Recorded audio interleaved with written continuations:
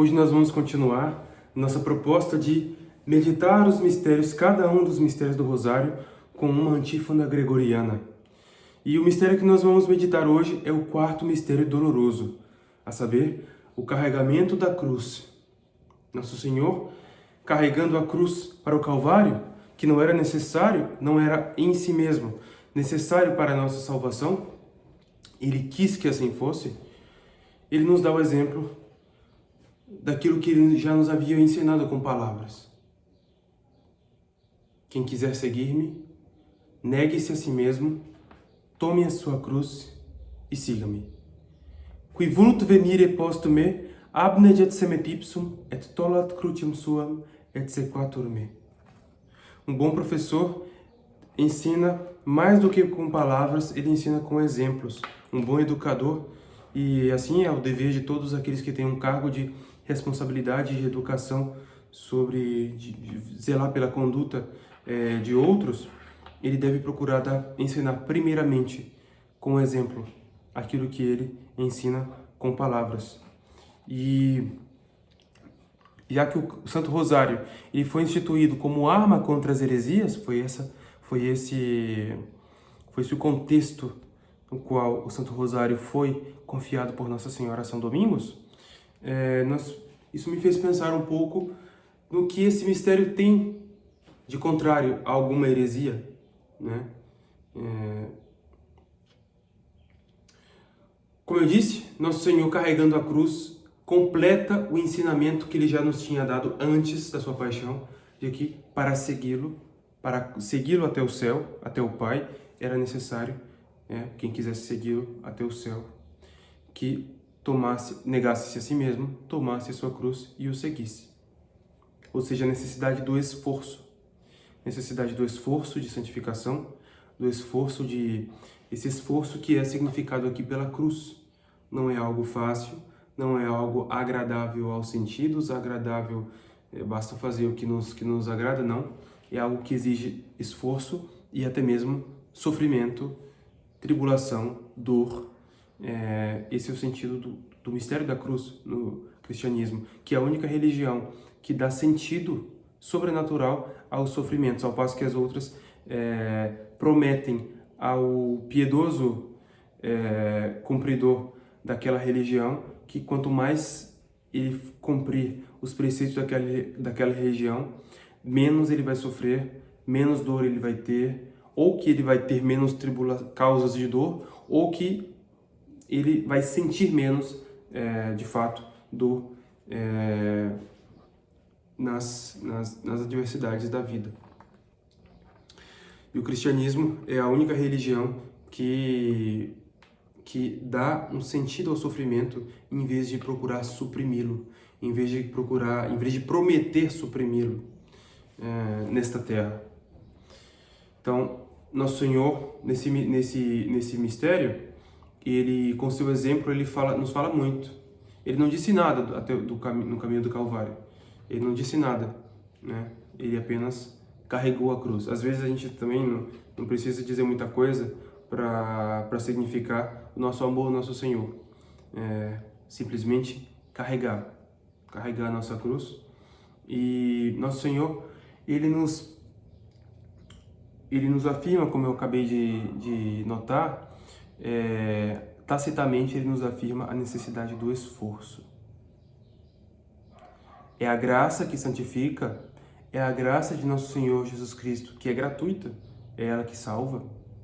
E no entanto, é necessário para a salvação que haja um concurso nosso, um esforço nosso, que nós unamos nosso esforço, nós correspondamos à moção da graça com o nosso esforço, com as nossas obras. Então, pensando aqui em heresias que vão contra essa necessidade das obras, a gente pode pensar no protestantismo, por exemplo, protestantismo que,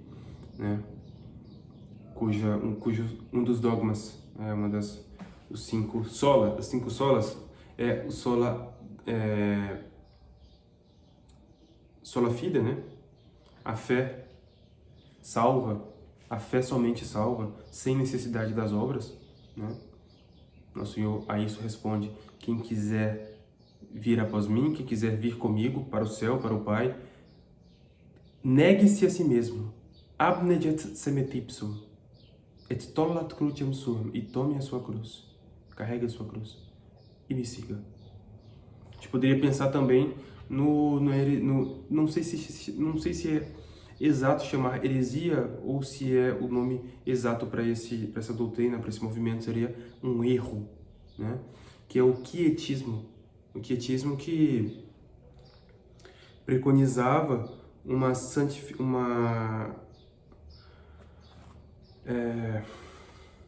que a gente não precisa fazer. A perfeição da caridade consiste em cada vez fazer menos, em cada vez agir menos, em ter cada vez mais atividade na nossa vida espiritual e cada vez mais passividade.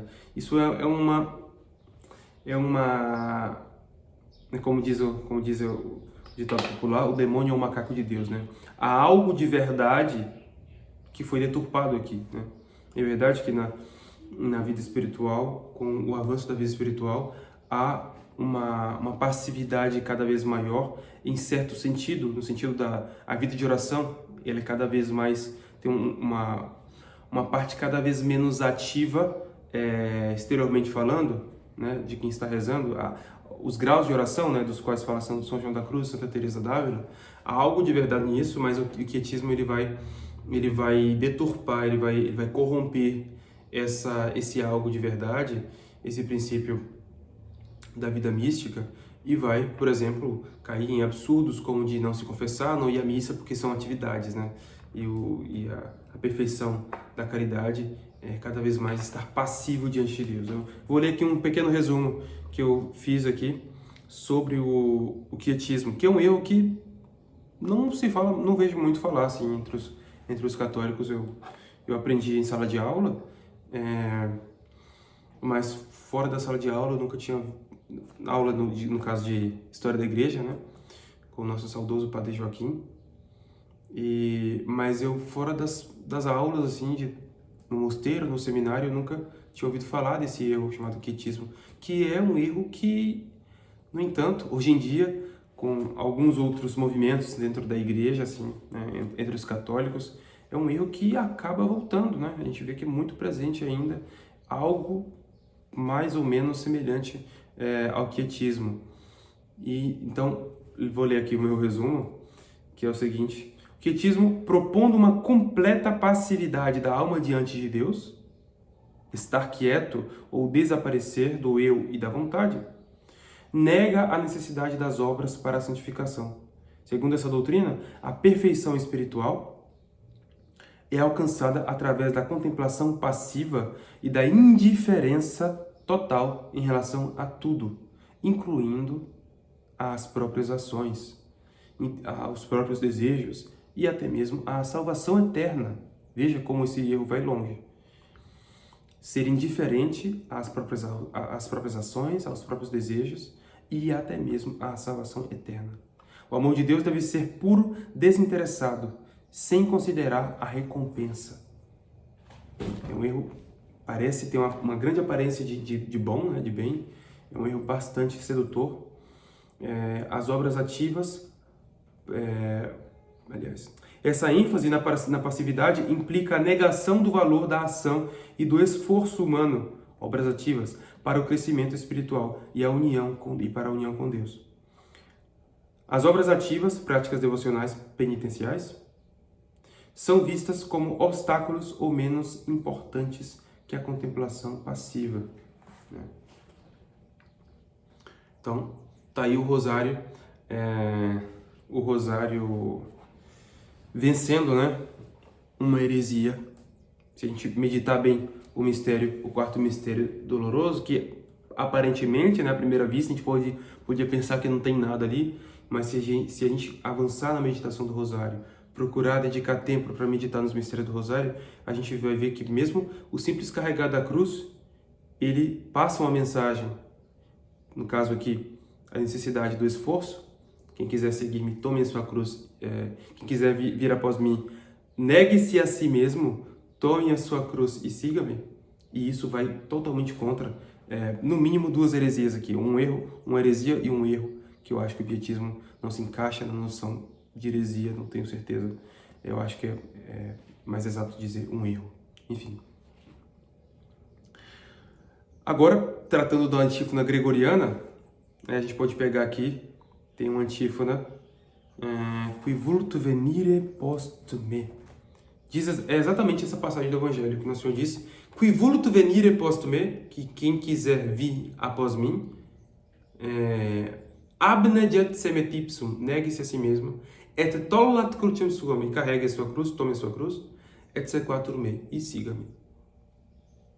Imagino que quando Nosso Senhor disse isso, deve ter parecido bem misterioso, né, assim, para os apóstolos, porque não tinha ainda vindo a paixão, os apóstolos não imaginavam que Nosso Senhor ia ser crucificado, nada disso, né? Eles ainda estavam bem assim, não estavam vendo claramente o que aconteceria. E Nosso Senhor dizer essas palavras deve ter soado bem misterioso para os apóstolos. E quando eles viram Nosso Senhor carregando a cruz, eles certamente entenderam o sentido dessas palavras, como nós entendemos hoje, graças à virtude sobrenatural da fé, que nos foi dada gratuitamente e pela qual a gente canta: Qui vult venire post me, abneget se me ipsum, et tollat crucem suam, et sequatur me. Bom, por hoje é só. Até a próxima. Deus abençoe a todos. Salve Maria!